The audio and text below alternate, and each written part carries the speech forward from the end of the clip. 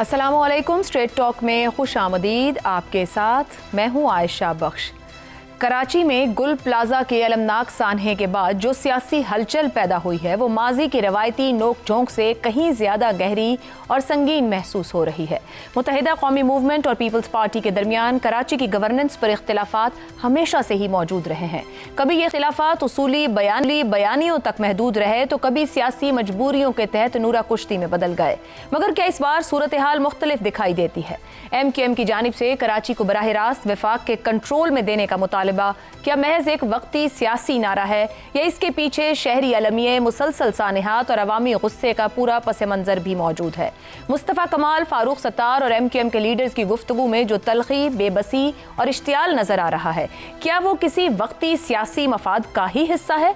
दूसरी जानिब जमात इस्लामी ने भी गुल प्लाजा सान्हे के बाद सिंध हुकूमत को कटहरे में खड़ा किया हुआ है। हाफिज नईमुर रहमान का सिटी गवर्नमेंट पर जोर देना दरअसल एक तीसरा बयानिया है जो न सूबाई कंट्रोल को मसले का हल समझता है और ना ही विफाक को। उनका मौक़िफ़ है कि असल मसला ताकतवर, बाइख्तियार और मुंतखब बल्दियाती निज़ाम की अदम मौजूदगी है। इस्तांबुल की मिसाल देकर वो ये बावर करवाने की कोशिश करते हैं कि जदीद शहरों को चलाने के लिए महकमों की भरमार नहीं बल्कि एक मजबूत शहरी हुकूमत दरकार होती है। पीपल्स पार्टी के लिए सूरत हाल माजी के मुकाबले में कहीं ज्यादा मुश्किल हो सकती है। एक तरफ इत्तेहादी हुकूमत की मजबूरी है जहां विफाक में पीपल्स पार्टी की हिमायत के बगैर सियासी तवाज़ुन बिगड़ सकता है, और दूसरी तरफ कराची के मुसलसल सानेहात हैं जो अखलाकी और सियासी दबाव बढ़ा रहे हैं। माजी में पीपल्स पार्टी अक्सर ये मौक़िफ़ इख्तियार करती रही है कि कराची के मसाइल तारीखी हैं और तमाम ही जमातें इसकी जिम्मेदार हैं, मगर अब ये दलील कमज़ोर पड़ती दिखाई देती है क्योंकि तवील अरसे से सिंध में इख्तिदार पीपल्स पार्टी ही के पास है। सवाल ये नहीं कि कराची को सूबे से अलग किया जाए या नहीं, या फिर सिटी गवर्नमेंट फौरी हल है या नहीं। असल सवाल ये है कि क्या अब भी सिंध हुकूमत इस बहरान को सियासी महारत से टाल लेगी या इसे कम से कम एक महदूद सियासी कीमत अदा करना पड़ेगी। शायद ये कीमत मुकम्मल निज़ाम की तब्दीली ना हो, मगर बल्दियाती इख्तियारात में इजाफा, वसाइल की मुनसिफाना तकसीम या फिर इंतजामी इस्लाहात की सूरत में कुछ ना कुछ देना पड़ सकता है। गुल प्लाजा का सान्हा महज एक इमारत का जलना नहीं, ये उस निज़ाम का जलना था जो बरसों से कराची के शहरियों को तहफ़्फ़ुज़ देने में नाकाम रहा है। अगर इस बार भी इस अलमिये को सियासी बयानात, इल्ज़ामात और वक्त की नज़र कर दिया गया तो सवाल सिर्फ कराची नहीं, पूरे निज़ाम की अखलाकी साख पर उठेगा। इसी पर पैनल की राय जानने की कोशिश करते हैं कि ऊंट किस करवट बैठेगा। हमारे साथ हैं हसन निसार, शहजाद चौधरी, आमिर अहमद खान और ज़ैगम खान साहिब। प्रोग्राम का सवाल आप सभी के लिए। गुल प्लाजा सान्हा, वज़ीर आला सिंध के इस्तीफे का मुतालिबा, क्या इस बार भी MQM और पीपल्स पार्टी का तसादुम महज नूरा कुश्ती या हकीकी सियासी टकराव?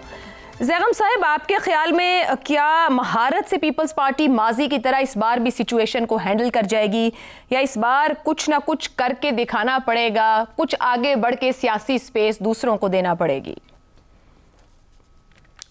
इस बार क्या ऐसा नया हो गया कि पीपल्स पार्टी इसको नहीं संभाल पाएगी? अगर इस वक्त नूरा मरहूम खुद जिंदा सलामत होते तो शायद ऐसा दंगल वो भी ना करवा पाते जिस तरह के पीपल्स पार्टी और MQM आज खुद कर रहे हैं। ये दोनों पार्टियां एक दूसरे की इंश्योरेंस पॉलिसी हैं। पीपल्स पार्टी इस वक्त सलामत है दो चीज़ों पे, एक सॉफ्ट सिंधी नेशनलिज्म पर और दूसरा अपने सिस्टम पर। और MQM जो है वो उसकी सिचुएशन ज़्यादा गंभीर है क्योंकि एक मौजूदा MQM को मज़ार से दरबार तक वापस लेकर आ गया है। अब MQM को पीपल्स पार्टी की ज़रूरत है क्योंकि वो भी एक लिसानी जमात है, और पीपल्स पार्टी को MQM की ज़रूरत है क्योंकि वो भी एक सॉफ्ट सिंधी नेशनलिस्ट पार्टी बन चुकी है। तो जब एक दूसरे के ख़िलाफ़ ये इस तरह की धींगा मुश्ती करते हैं जिसमें लिसानियत का अंसर होता है तो उसमें मसाइल तो गुम होकर रह जाते हैं, लेकिन दोनों की जो कोर वोट बैंक है वो एक दूसरे के करीब आ जाती है। अब अगर हम कराची को देखें तो देखिए, कराची का बहरान गवर्नेंस का बहरान है, अवाम के लिए एक अजाब बन चुका है क्योंकि वो इंस्टीट्यूशन सिंध के जो घोटकी और जैकबाबाद और कश्मीर को नहीं चला सकते, वो इंस्टीट्यूशंस किस तरीके से दुनिया के एक बड़े मेगा सिटी को, एक इंतहाई पेचीदा शहर को चला सकते हैं, वो इंस्टीट्यूशंस का हाल है। और कैसे कराची जैसा शहर उस सिस्टम का बोझ उठा सकता है जिस सिस्टम के तहत पीपल्स पार्टी पूरे सिंध को कराची समेत चला रही है। तो नतीजा क्या निकला है कि अरूसल बलाद, जिसका मतलब है शहरों की दुल्हन, वो शहरों का मलंग बन चुका है, जिसकी कोई चीज़ सलामत नहीं, कोई हालत नहीं। और शहर तो गया, पाकिस्तान की मईशत को भी ले डूबा। कराची के इस हालत की कीमत पूरे पाकिस्तान ने दी है, पूरे पाकिस्तान की मईशत ने दी है, क्योंकि कराची वो शहर है जो पूरे पाकिस्तान की मईशत को उठाने की सलाहियत रखता था और रखता है। अब हल क्या है? हल बड़ा वाज़ेह है कि जो इंस्टीट्यूशंस डिलीवर नहीं कर रहे, वो इंस्टीट्यूशंस बिल्ड होने चाहिए। इंस्टीट्यूशंस के बगैर न सिंध चल सकता है, न कराची चल सकता है। डेवोल्यूशन की ज़रूरत है। दुनिया भर के मेगा सिटीज़ अपने आप को खुद चलाते हैं, खुद मैनेज करते हैं, कोई मसला नहीं है। ज़ैगम साहब, दो बातों को कमेंट कीजिएगा। एक, वो इस्तांबुल सिस्टम की बात की है जमात इस्लामी ने, जो खुद 1 फरवरी को एहतजाज किया, वो हल हो सकता है। और फिर आपने इंस्टीट्यूशंस की बात की कि उनको काम करना होगा, मगर यही इंस्टीट्यूशंस तो उस सिस्टम का हिस्सा है जिसका आप बार बार जिक्र कर रहे हैं। क्या सिस्टम भी समझ रहा है कि कुछ करना पड़ेगा? देखिए, सिस्टम का मतलब है इन इंस्टीट्यूशंस को कैसे कैश काउ बनाना है। सिस्टम का मतलब इंस्टीट्यूशंस नहीं है।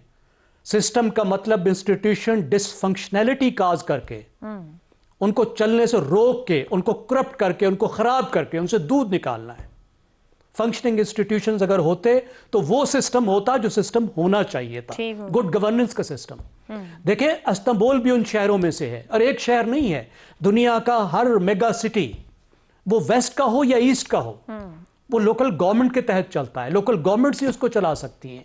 वो स्टेट का, न्यूयॉर्क अपनी स्टेट का हिस्सा है, लेकिन न्यूयॉर्क खुद अपने आप को चलाता है, उसकी पुलिस अपनी है। वो पोर्ट्स को चलाता है, वो एयरपोर्ट को चलाता है, वो अपने आप को मैनेज करता है, वो उल्टा विफाक की मदद करता है। इतना जबरदस्त शहर है, इतने जबरदस्त वहां के इंतजामात हैं। लंदन को देख लें, बम्बे को देख लें, तो वही मॉडल तो वही है। लेकिन अब देखें ना, अब ये हजरात क्या करते हैं, क्योंकि मसले का हल नहीं करना, मसला ये है कि किसी ना किसी तरीके से अपनी जगह बनानी है। ये जो मजार से आ रहे हैं दरबार तक, दरबार में तो जी, अब देखिए, अब वो क्या कह रहे हैं। मुस्तफ़ा कमाल साहब ने क्या किया, बजाय इसके कि इन मसाइल पर बात करते, डेवोल्यूशन की बात करते, उन्होंने सेंट्रलाइजेशन डिमांड की है। माशाल्लाह, वो कहते हैं इस्लामाबाद से मिला दो जी। भाई, यहां जो है मुस्लिम लीग नवाज तुमको ज्यादा बेहतर चला देगी, जो साल में एक दफा तशरीफ नहीं ले जाते। ठीक हो गया, इस्लामाबाद में बैठी पार्टियां आपको चलाएंगी। आपको डेवोल्यूशन चाहिए, सेंट्रलाइजेशन क्या चाहिए, और वो बहस ठीक हो गया। क्लैरिटी नहीं है अभी भी लीडरशिप के पास, कुछ हो नहीं सकता। दुरुस्त हो गया। उनको क्लैरिटी है, उनको क्लैरिटी है कि हमारा मफाद किसमें है, अपना मफाद चाहिए। तो बात तो फिर वहीं आ गई कि अवाम तो कहीं नहीं है। शहजाद चौधरी साहब, ये शिद्दत से इस्तीफे मांगे जा रहे हैं, एमक्यूएम की तरफ से भी, जमात इस्लामी भी ये कह रही है। आपके ख्याल में कराची को विफाक के कंट्रोल में देने का मुतालबा अवामी दर्द है या सियासी दबाव बढ़ाने की हिकमत अमली है? वाकई हल चाहिए इन सियासी जमातों को कोई? माजरत के साथ आपने गुल प्लाजा में से बहुत कुछ निकालने की कोशिश की है।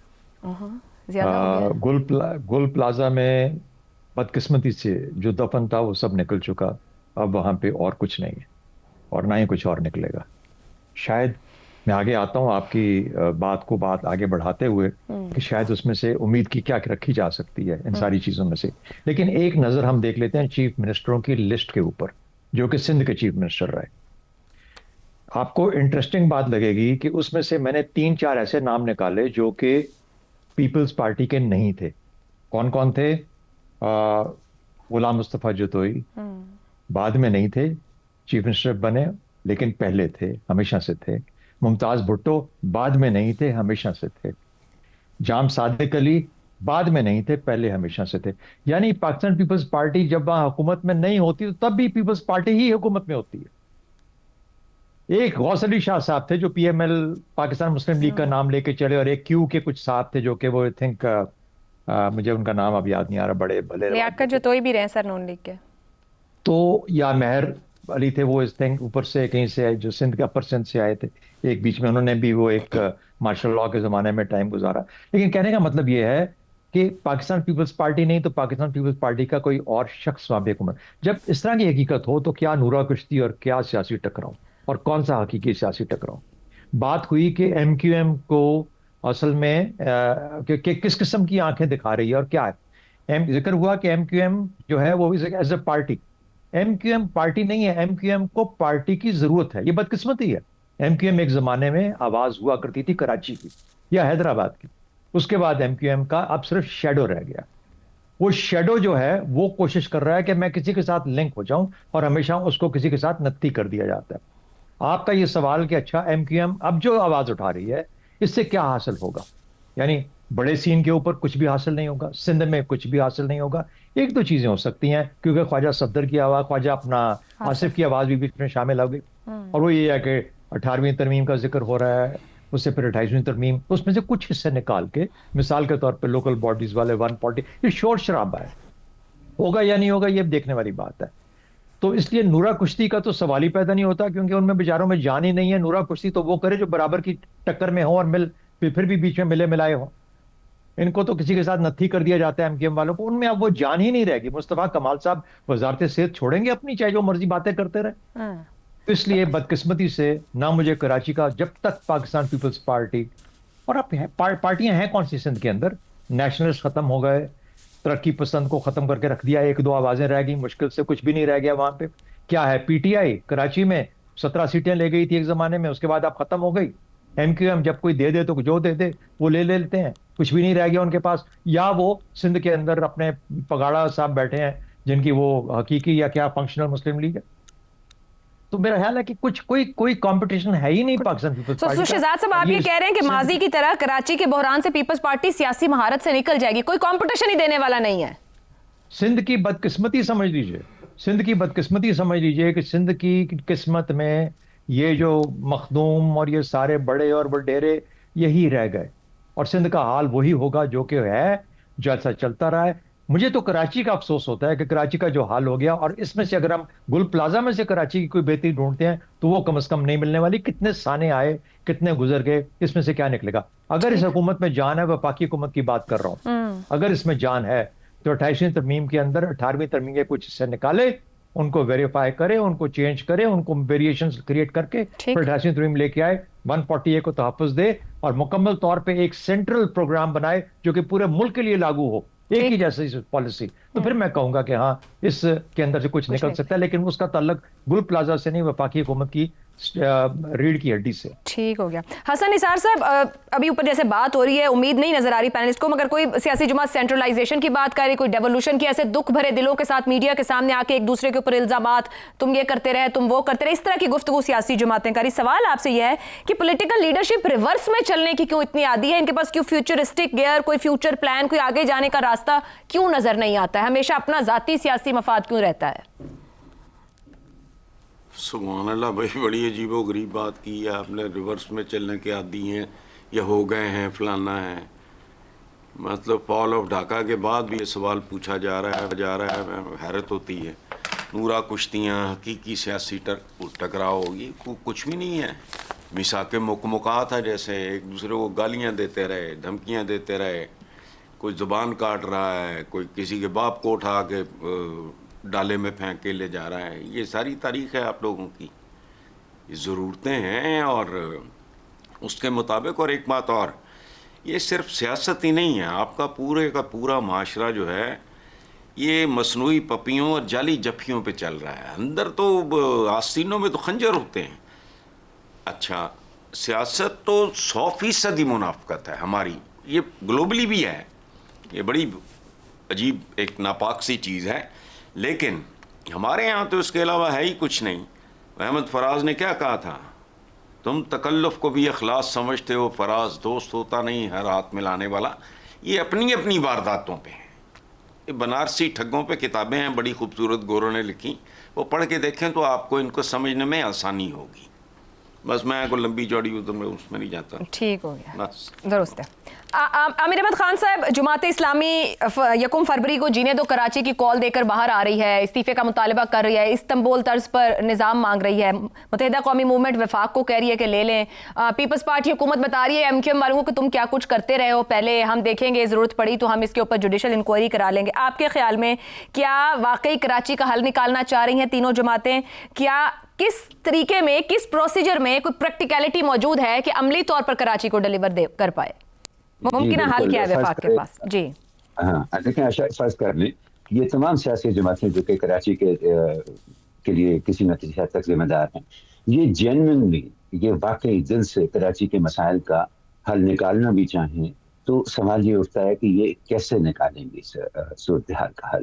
اچھا، میری دادی ایک پنجابی کا محاورہ بولا کرتی تھی کہ سفید مونچھ کوڑ کے لیے، یعنی کہ سانپ نے ایک زہریلی چھپکلی کو اپنے منہ میں دبا لیا ہے، اب اسے نگلے گا تو بھی مر جائے گا اور اگر چھوڑے گا تو اس کے کانٹے سے مر جائے گا۔ اور یہی صورتحال کراچی کی سیاست کی اور کراچی کی سیاسی جماعتوں کی، بالخصوص پی پی پی اور ایم کیو ایم کے بیچ میں ہے۔ اب سوال یہ اٹھتا ہے کہ یہ صورتحال کیوں پیدا ہوئی؟ پاکستان کے سب سے بڑا شہر جو ہے اس کے اندر یہ سیاسی صورتحال کس طرح سے پیدا ہوئی؟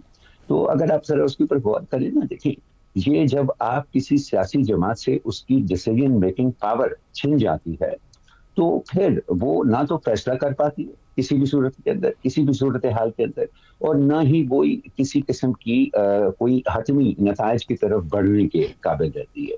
ہم نے دیکھا کہ بانی ایم کیو ایم کی موجودگی میں بہرحال یہ پارٹی سخت فیصلے کر لیتی تھی، حکومتیں چھوڑ بھی دیتی تھی، کچھ عرصے بعد چلی واپس آ جاتی تھی، لیکن پھر بھی وہ اپنے طور پر فیصلہ کرنے کے لائق ہوتی تھی۔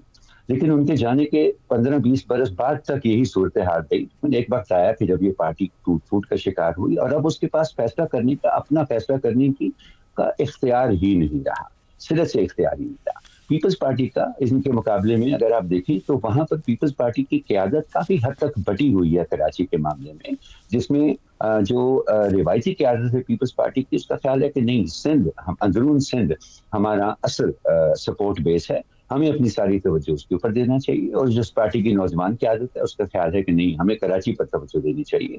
تو وہاں پر بھی کوئی حتمی فیصلہ سازی کا ماحول نہیں ہے۔ اور جب آپ جن لوگوں کے ہاتھ میں آپ ذمہ داری دیتے ہیں کسی چیز کا خیال رکھنے والا، لیکن ان کے اندر فیصلہ کرنے کی طاقت ہی نہیں، فیصلہ کرنے کی قابلیت ہی نہیں رہتی، تو پھر ظاہر ہے کہ صورتحال اس سے مختلف کیسے ہو سکتی ہے؟ تو یہ امید رکھنا کہ کسی ایک سانحے کی وجہ سے، کسی ایک واقعے کی وجہ سے، چاہے وہ کتنا بھی خوفناک ہو، کتنا بھی دل دہلا دینے والا ہو، اس صورتحال میں کوئی تبدیلی آئے گی، میرے خیال میں ایک دیوانے کا خواب تو ہو سکتا ہے، اس کے اندر کوئی حقیقت نہیں ہو سکتی ہے۔ عامر صاحب، یہ فرمائیے گا صرف بات کراچی تک کی نہیں ہے، اگر انٹیریئر سندھ کی بات کر لیجیے، مگر اس پوری صورتحال میں اس وقت تو تینوں جماعتیں اسی معاملے پر گفتگو کر رہی ہیں، جو بھی ثانیہ گل پلازا کے بعد کی صورتحال ہے۔ اگر عوام کہیں بھی نہیں ہے، مگر وفاقی حکومت کا آپ سمجھتے ہیں کوئی کردار ہے کہ اس کے پاس آپشن ہے ان چیزوں کو سارٹڈ آؤٹ کرنے میں؟ عائشہ، یہ معاملہ اگر تھوڑا سا زیر بحث لایا جا سکتا ہے تو وفاقی حکومت کی ان ذمہ داریوں کے بارے میں آپ کیا کہیں گی جو کہ بڑی کلیئر ذمہ داریاں ان کی؟ کیا وفاقی حکومت ان ذمہ داریوں کو نبھا رہی ہے؟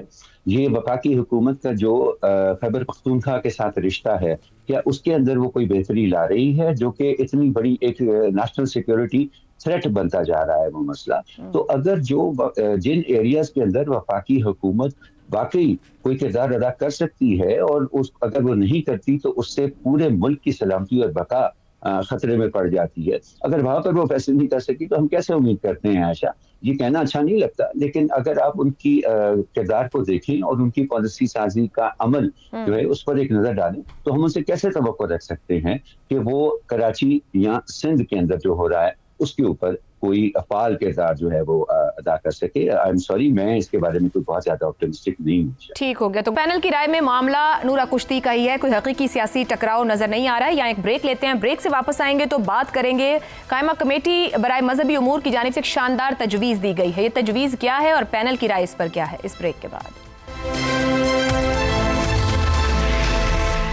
پروگرام میں ایک بار پھر خوش آمدید۔ پاکستان میں حکمران طبقے کا اعلیٰ معیار زندگی، شاہانہ پروٹوکول، بھاری سیکیورٹی حصار اور غیر ملکی دورے کوئی نئی بات نہیں۔ عوام کے ٹیکسوں کا پیسہ پہلے ہی آسائشوں کی نظر ہو رہا ہے، مگر اس کے ساتھ ساتھ ایک اور روایت بھی برسوں سے چلی آ رہی ہے۔ حکمرانوں، صدور، وزرائے اعظم، وزرائے اعلیٰ، وزراء اور بیوروکریٹس کا سرکاری خزانے سے حج اور عمرہ ادا کرنا۔ یہ سوال محض مذہبی نہیں، اخلاقی اور آئینی بھی ہے کہ ذاتی مذہبی فریضہ عوام کے پیسوں سے ادا کرنا کہاں تک جائز ہے؟ جب ملک کی معاشی حالت ابتر ہو، مہنگائی عوام کی کمر توڑ چکی ہو، تنخواہ دار طبقہ ٹیکسوں کے بوجھ تلے سسک رہا ہو اور ریاست قرض در قرض لے کر نظام چلا رہی ہو، ایسے میں حکمران طبقے کا یہ رویہ دل دکھاتا ہے۔ حج اور عمرہ یقیناً عظیم عبادات ہیں، مگر عبادت کی روح تو ذاتی قربانی میں ہے، نہ کہ سرکاری پروٹوکول، بزنس کلاس ٹکٹوں، 5 اسٹار ہوٹلز اور اسٹیٹ گیسٹ کے اعزاز میں۔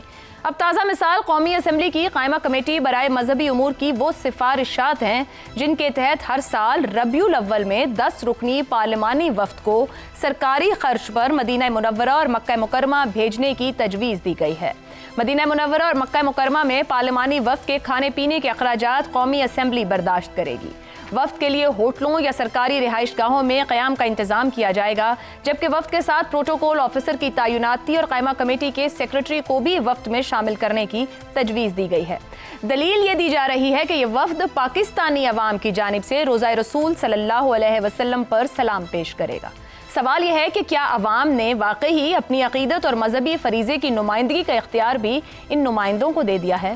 کیا عوام اس لیے ووٹ دیتے ہیں کہ ان کے نام پر منتخب افراد سرکاری خزانے سے عبادت بھی کریں، رہائش اور کھانا بھی سرکار دے، طبی سہولیات بھی، ٹرانسپورٹ بھی اور مکمل سفارتی پروٹوکول بھی؟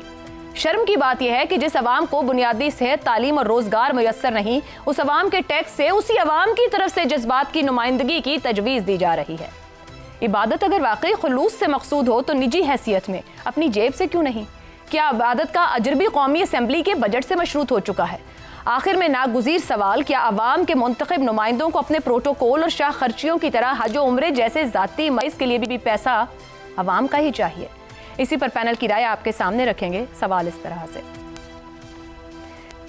قائمہ کمیٹی برائے مذہبی امور کے پارلیمانی وفد کو سرکاری خرچ پر عمرے پر بھجوانے کی تجویز، اقتدار میں بیٹھنے والوں کی عبادت بھی عوام سپانسر کیوں کریں؟ زیغم صاحب، آپ کے خیال میں کیا تجویز مان لی جائے گی اسپیکر صاحب کی جانب سے، اس پر عمل درآمد شروع ہوگا یا کچھ لحاظ کر لیا جائے گا ہم عوام کا؟ یہ تو ہم دہائیوں سے دیکھ رہے ہیں کہ ایسا ہو رہا ہے۔ غالب نے کہا تھا، کعبے کس منہ سے جاؤ گے غالب، شرم تم کو مگر نہیں آتی۔ میں حیران ہوتا ہوں، یہ لوگ بارگاہ رسالت مآب میں جاتے ہیں، ان کو شرم نہیں آتی؟ لوگ وہاں جانے کے لیے، پیش ہونے کے لیے سال ہر سال اپنے آپ کو تیار کرتے ہیں۔ وہاں جہاں سنجر اور سلطان گداگر بن کر جاتے ہیں، وہاں یہ فرمائشیں کر رہے ہیں کہ ہم VIP بن کر جائیں گے۔ تصور تو کیجئے، اس ذہنیت کا تو تصور کیجئے، اسلامی جمہوریہ پاکستان کے منتخب نمائندوں کا، جنہیں ایک منتخب اسمبلی نے بھیجا ہے یا بھیجنا ہے اور بھیج رہے ہیں۔ پیسے کہاں سے آئیں گے؟ ان ٹیکسوں سے۔ وہ ٹیکس کہاں سے آتا ہے؟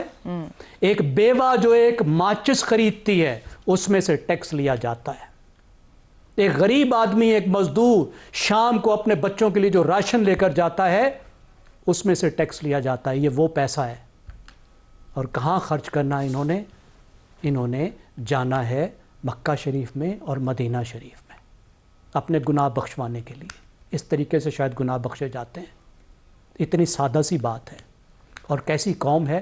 وہ قوم ہے جس میں 4 کروڑ افراد شدید غربت کا شکار ہیں۔ شدید غربت، کھانے کو نہیں ہے، دوائیوں کو نہیں ہے، بڑھاپے کی مصیبت ہے، بچے مر رہے ہیں۔ 4 کروڑ لوگ وہ ہیں، اور آدھی آبادی 11 کروڑ لوگ وہ ہیں جو ویسے ہی غربت کا شکار ہیں۔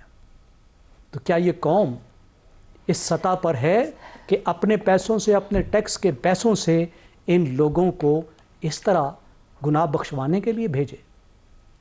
خود اسی اسمبلی نے، پبلک اکاؤنٹس کمیٹی نے 2022 میں بھی اس مسئلے کو اٹھایا تھا۔ مجھے کریڈٹ دینا چاہیے نور عالم خان کو، وہ اس وقت چیئرمین تھے۔ پھر 2023 میں بھی اس مسئلے کو اٹھایا تھا، انہوں نے پابندی بھی لگائی تھی، انکوائری بھی کروائی تھی، کچھ فگرز بھی آئی تھی۔ مجھے پتہ نہیں اس کا کیا ہوا کہ یہ اب دوبارہ سے اس کام کو تیار ہو گئے ہیں۔ ٹھیک ہو گیا۔ میں آپ کو آخر میں ایک اور شعر سنا دیتا ہوں شیخ سعدی کا۔ وہ کہتے ہیں، خر عیسیٰ گرش به مکہ برند، چوں بیاید ہنوز خر باشند۔ کہ اگر عیسیٰ کا گدھا، یعنی کوئی گدھا مکہ جائے تو جب واپس آئے گا پھر بھی گدھا ہی ہوگا۔ عامر صاحب، عبادت کی قبولیت کا معیار ہے کہ بزنس کلاس ٹکٹ ہوں، 5 اسٹار ہوٹل ہو، سرکاری وفد پروٹوکول، وہاں پر بھی اسٹیٹ گیسٹ ہوں۔ مذہبی فریضے کے لیے اخلاص کافی نہیں ہے یا سیاسی پروٹوکول کے بغیر ممکن نہیں ہے یہ؟ اچھا، مجھے کوئی 40-45 برس پہلے پی ٹی وی کے اوپر اشفاق احمد صاحب کا ایک ڈرامہ تھا جو کہ ایک بزرگ خاتون کے بارے میں تھا جنہوں نے ساری عمر اپنی جمع پونجی اکٹھی کی اس خواہش میں کہ وہ حج کرنے جا سکیں. اس زمانے میں حج کے لیے قرعہ نکلتا ہوتا تھا. پھر ان کا قرعہ نکل آیا اور پورا محلہ شام کو ان کو مبارکباد دینے آیا کہ اب آپ کو حج کرنے چلی جا رہی ہے. تو اسی مجمع میں ایک نوجوان تھا جس سے اس بزرگ خاتون نے پوچھا کہ بڑی خوشی کا موقع ہے لیکن تم اداس لگ رہے ہو. تو وہ نوجوان کہنے لگا کہ میرے ماں باپ کی ساری عمر کی خواہش تھی کہ میں ڈاکٹر بنوں. اب مجھے میڈیکل کالج میں داخلہ تو مل گیا ہے لیکن میرے پاس انفارچونیٹلی وہاں پر فیس کے پیسے نہیں ہیں ہمارے گھر میں. تو اس بات سے میں پریشان. تو انہیں کہنے لگی اچھا ان سب کو جانے دو تم بیٹھے رہو. جیسے ہی وہ مہمان سب چلے گئے وہ گئی اور اپنی تمام جمع پونجی لا کے انہوں نے اس کی گود میں رکھی اور اس کو کہنے لگی کہ جاؤ بیٹا اپنی میڈیکل کالج کی فیس جمع کرا دو. اب اگلی صبح جب محلے داروں نے دیکھا کہ وہ خاتون تو اپنے گھر میں ہی ہیں اور حج پر یہ نہیں گئی, ان سے پوچھنے آئے کہ ہوا کیا. تو کہنے لگی کہ اللہ نے میرے پہ اتنی عنایت کی ہے کہ میں نے تو ساری عمر حج کا ارادہ کیا ہوا تھا لیکن اس نے مجھے سعودی عرب بھیجے بغیر حج اکبر کرا دیا. تو ایک زمانہ تھا, یہ پی ٹی وی سرکاری ادارہ تھا عائشہ, ابھی بھی ہے, ایک زمانہ تھا کہ وہاں پر ہمیں جو سوشل ویلیوز سکھائی جاتی تھی وہ اس نوعیت کی سوشل ویلیوز سکھائی جاتی تھی. اور 40-45 برس بعد اب دیکھیں کہ قائمہ کمیٹی صاحب کا جو ڈائریکٹو ہے وہ ہم کیا اور ہماری آنے والی نسلوں کو کیا سکھا رہا ہے. اس پہ عائشہ اب ہم ہنسیں, ہم روئیں, ہم سر پیٹیں, ہماری مرضی ہے, لیکن یہ اس صورتحال کی عکاسی کرتا ہے جس میں ہمارا پورے کا پورا معاشرہ جو ہے یہ رک پائے گا. عامر صاحب آپ سمجھتے ہیں آپ نے بڑی زبردست مثال دی ہے, یہ جو تھاٹ پروسیس ہے کہ پارلیمنٹیرین یہ تجویز دے رہے ہیں, یہ رک پائے گا اگر اتنی بار ان کو پوچھا جائے کہ کوئی خدا کا خوف ہے؟ دیکھیں جی, میں سمجھتا ہوں کہ اگر کوئی مہذب معاشرہ ہوتا نا عائشہ, اور میں بالکل بسوخ سے یہ بات کر سکتا ہوں, تو ایسا مطالبہ کرنے والوں کو سیک کر دیا جاتا. ان کو ان کے عہدوں پہ جو بھی ان کو بڑے بڑے عہدے ملے ہوئے ان سے ہٹا دیا جاتا اور وہ سوشلی آسٹرسائز ہوتے. عوام جو ہے وہ ان کے ساتھ اپنا تعلق ختم کر دیتے. لیکن انفارچونیٹلی دیکھیں یہ ایک طبقے کی بات نہیں ہے. ہم بار بار اس پروگرام میں بیٹھ کے یہ بات کرتے ہیں کہ یہ جو سوچ ہے کہ اگر آپ کی پہنچ سرکاری خزانے تک ہے تو جہاں تک ہاتھ مار سکتے وہ مار لو, وہ آپ کا حق بنتا ہے. یہ سوچ پورے کیا کہا جا سکتا ہے. ایک بریک لیتے ہیں, بریک سے واپس آئیں گے تو حسن نثار صاحب اور شہزاد صاحب سے جانیں گے یہ شاندار تجویز جو ہے, یہ تھاٹ پروسیس ہے, کیا بار بار ہمارے سوال اٹھانے پہ بھی رک پائے گا؟ اس بریک کے بعد پروگرام کے آخری حصے میں ایک بار پھر خوش آمدید. حسن نثار صاحب, یہ تجویز دی گئی ہے پارلیمانی وفد کی بھیجا جائے عوام کے نام پر سلام کلام پیش کرنا, یہ اختیار کس نے انہیں دیا؟ یہ سوچ اور اتنی شاندار تجاویز یہ پارلیمنٹیرینز کے ذہن میں کیسے آتی ہیں؟ پارلیمنٹیرین یہ ڈی این اے کا مسئلہ ہے بھائی. پارلیمنٹیرین کیا ہے؟ اچھا, مجھے تو یہ سوال سنتے ہوئے اور جواب دیتے ہوئے بھی شرم آ رہی ہے, غصہ چڑھ رہا ہے, ہنسی آ رہی ہے. ایک سادہ سی بات ہے جو ساری زندگی نہیں افورڈ کر سکتا. یہاں بیٹھ کے دعا نہیں مانگی جا سکتی یا سلام پیش نہیں کیا جا سکتا. کیا گھٹیا سوچ ہے. اچھا, میں نے بے شمار, چونکہ میرے تو پتہ نہیں for more than 25 times I visited Saudi Arabia, رہتا رہا ہوں وہاں.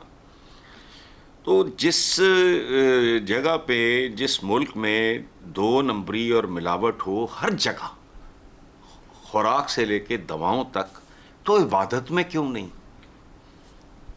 مجھے آپ لوگوں کی حیرت پہ بھی حیرت ہے. اچھا, یہ ابھی انہوں نے سنایا عامر صاحب نے پی ٹی وی غالب صاحب کا ایک شعر. اچھا, فہیم صاحب نے, اچھا زیغم صاحب نے اصلی شعر سنا. گو واں نہیں, گو یہ بھی غالب کا ہے. گو واں نہیں پر وہاں سے نکالے ہوئے تو ہیں, کعبے سے ان بتوں کو بھی نسبت ہے دور کی.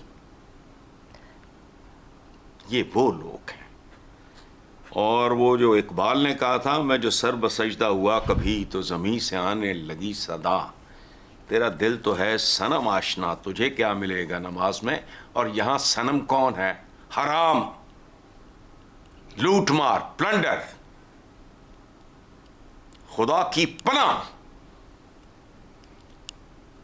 میں جانتا ہوں یہ کس سمت میں جا رہا ہے, لیکن یہاں تک پہنچ جائے گا اس کا مجھے ابھی اندازہ نہیں تھا.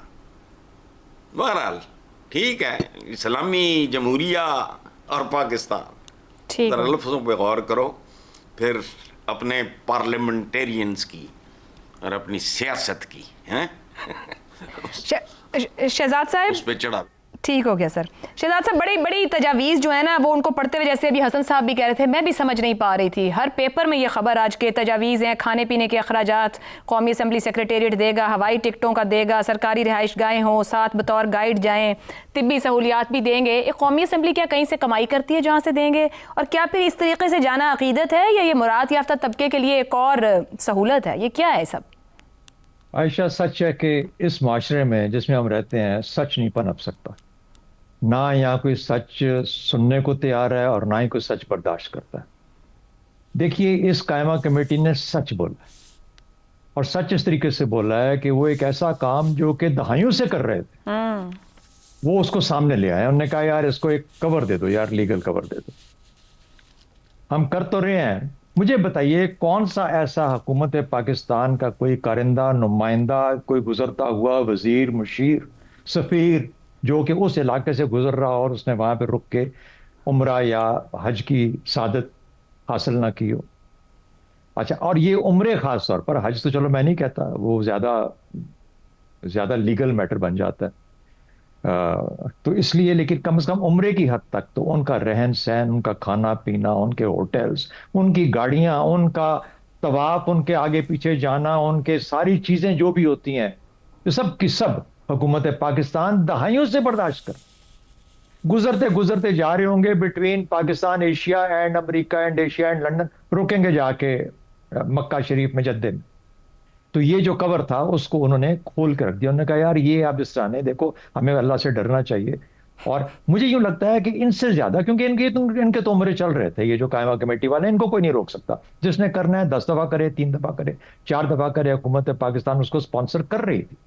مجھے یوں لگتا ہے یہ جو پروٹوکول آفیسر ہے نا ان کی, یہ جو قائمہ کمیٹی کا, اصل میں یہ محرک ہے اس کا, کیونکہ اس بیچارے کو موقع نہیں ملتا. جب تک یہ کمیٹی بذات خود کمیٹی کے طور پہ نہ جائے تو پھر یہ سیکرٹری صاحب بھی جائیں گے, پھر یہ بھی جائے گا, پھر میڈیکل کا اٹینڈنٹ بھی ہوگا. یہ غریبوں کی ریکوائرمنٹ سر, پھر اس کی ریکوائرمنٹ بھی فکس کی گئی ہے کہ وہ ربیع الاول میں پہنچنا ہے, وہ 7 دن سٹے کرے گا, اور پھر اس کو میڈیا کا بھی پروٹوکول ملنا ہے, سب کچھ فکس طے کر کے دیا گیا ہے کہ 8-10 دن کا کیسے سسٹم چلنا ہے. دیکھیں نا, اب اتنے امپورٹنٹ لوگ جائیں گے. اور ساتھ نے یہ بھی واضح کیا اخبار کے اندر, میں نے جب یہ ہیڈ لائن پڑھی, انہوں نے کہا ہم آپ کے لیے دعا کریں گے ان لوگوں کے لیے جنہوں نے ہمیں نمائندہ چنا ہے. تو کہنے کا مطلب یہ ہے کہ ملک کے لیے دعا, ان لوگوں کے لیے دعا جن نے ووٹ دیے. تو اب مجھے بتائیے کہ اس سے زیادہ اب یہ سچ نہیں ہے تو اور کیا ہے؟ اور سچ ہم میں برداشت کرنے کی اہلیت نہیں ہے. اس لیے ہم دیکھیں نا ان کو کیسے, سچی بات ہے, میں تو وہ جو ہیڈ لائن پڑھ کے, میں نے تو خبر بھی نہیں پڑھی تھی, نکل گیا تھا آگے, لیکن آج احساس ہوا کہ آپ کا یہ جو سوال ہے یہ ضرور کوئی ایک سیریس ایفرٹ مانگتا ہے کہ اس کو ڈیل کیا جائے, ٹریٹ کیا جائے. اس سے زیادہ میں اور کیا اس کے بارے میں بات کروں آپ سے. میرا خیال ہے کہ ان کو جانے دیجئے, یہ واقعی بہت حقدار بھی ہیں اور ہمارے لیے دعاگو بھی ہوں گے, لیکن خاص طور پر پروٹوکول آفیسر اور سیکرٹری اور وہ جو میڈیکل کا جو عملہ ہے نا, ان کی زیادہ سنی جائے گی. شہزاد صاحب منشور تو عوام کے لیے لکھتے ہیں, پارلیمنٹ میں بیٹھ کے قانون سازیاں اپنے لیے کرتے ہیں, پھر منشور کے اندر ہی لکھ دیں کہ ہم وہاں بیٹھ کر آپ کے لیے اپنے لیے قانون سازیاں کریں گے. عائشہ کون سی نئی چیز ہے, کون سا عمل ان کا کسی کا بھی آپ کے ٹیکس کے پیسے سے نہیں ہوتا. مجھے بتائیے, جن کی بجلی, جن کے کھانے, گھر کا kitchen, just because they happen to be the members of whatever assembly یا کسی حکومت پاکستان کے کارندے ہیں, اگر ان کے چل رہے ہیں بھائی بجلی, ان کے بجلی کے بل ہمیں اور آپ دیتے ہیں. بالکل ٹھیک. کیا باتیں کر رہے ہیں ہم لوگ.